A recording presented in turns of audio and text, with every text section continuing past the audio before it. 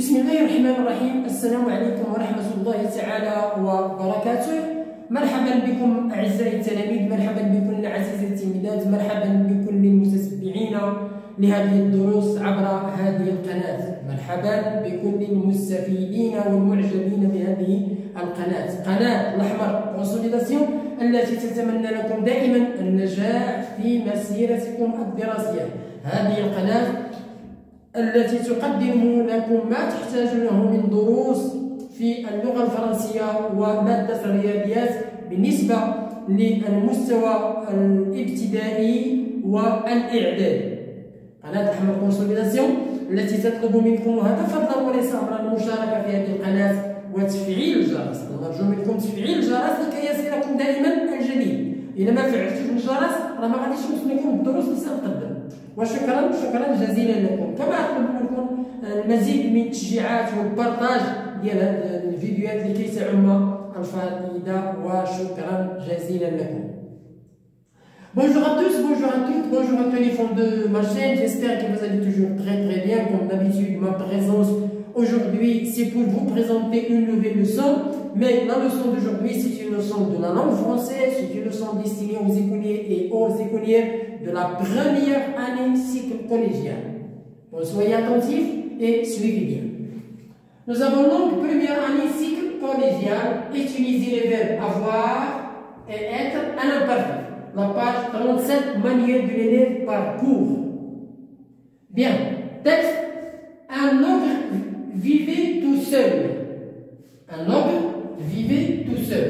Donc on dit un ogre بمعنى واحد الوحش، واحد الغول كما تنقولوا حنا، واحد الغوش او لا واحد الشخص رهيب بمعنى مخيف. un ogre vivait tout seul، يعيش وحده، comme la plupart des ogres، كباقي الوحوش الاخرى. il était gros، واحد الجسم كبير. il avait des dents pointues، له اسنان ماضيه بمعنى اسنان لها رؤوس، لها رؤوس. une barbe piquante، ولحيته اللحيه ديالو piquante، ça veut dire il pique. il pique ça veut dire les poils sont pointus بمعنى الزغ ديالو ماضي، يقيس ويقدر يخرج منك الدم. ils sont pointus piquants. un nez énorme، له النيف او انف كبير غليظ. et un grand couteau، ومعه سكين خطير كبير جدا. il était toujours de mauvaise humeur، دايما الشكل ديالو ليمور ديالو الهيئه ديالو مخيفه ومشمئزه. il avait toujours faim، دائما يحس بالجوع، دائما يريد الاكل. وماذا ياكل؟ ياكل الانسان لحم الانسان. d'après Tony Inger le géant de Zirlande. donc voilà le 2. lecture du support, on a lu le support, on a expliqué les mots qui sont ici. l'ogre شخص رهيب ou bien وحش. donc géant des contes des fées، c'est un géant العملاق ديال القصص الخياليه. à l'aspect effrayant بمعنى واحد الشكل مخيف. nourrisson de chair humaine، تيعيش باللحم ديال الانسان بمعنى ياكل الانسان. l'humeur وهو المزاج العقلي. les tendances dominantes qui forment le tempérament de quelqu'un.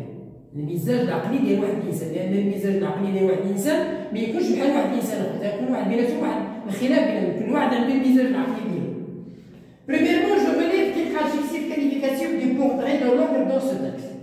اذا من خلال القطعه اللي قرينا غادي نحاولوا نستخرجوا بعض لي زادجيكتيف كاليفيكاتيف، لي زادجيكتيف كاليفيكاتيف du portrait de l'ogre، بمعنى اللي تيوصف لنا الشكل ديال هذا الأوغر هذا. gros، قلنا gros، il était gros. les dents pointues، la barbe piquante، mauvaise، l'humour mauvais. donc ce sont des adjectifs qui désignent, qui donnent des précisions sur le portrait de l'ogre. deuxièmement, je précise le temps des deux verbes avoir et être. alors dans les textes nous avons deux phrases. il était gros, il avait des dents pointues, donc c'est l'imparfait. donc ces verbes-là, ils sont conjugués à l'imparfait.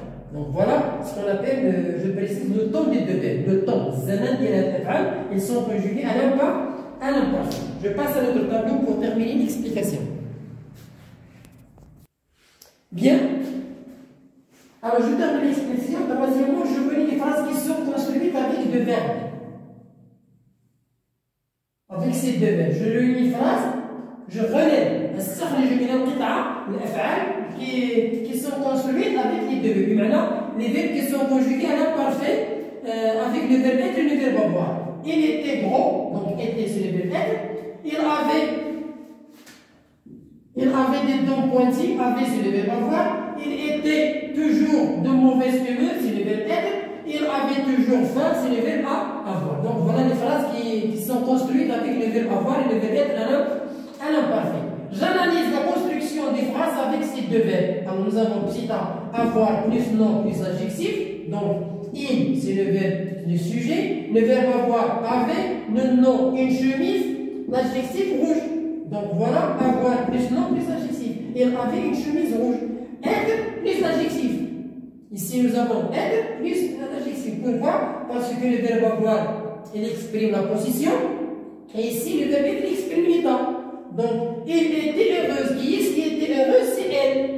Donc il exprime l'état. Cinquièmement, je conjugue les verbes avoir et être. Je conjugue les verbes avoir et être aux personnes indiquées. Nous avons le verbe être, nous avons le verbe avoir. Il était, il avait. Nous étions, nous avions. Vous étiez, vous aviez. Il était avec A-I-E-T, il avait avec A-I-E-T, la troisième personne du pluriel.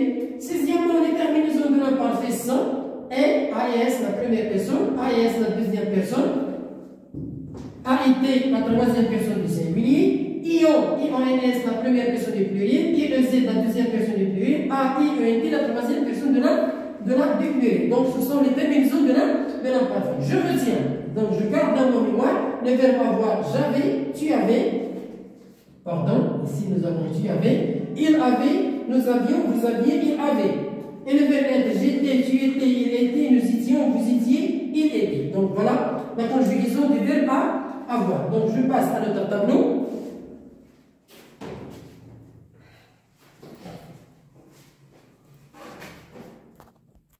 Bien, je termine l'explication. Alors, je m'entraîne, etc.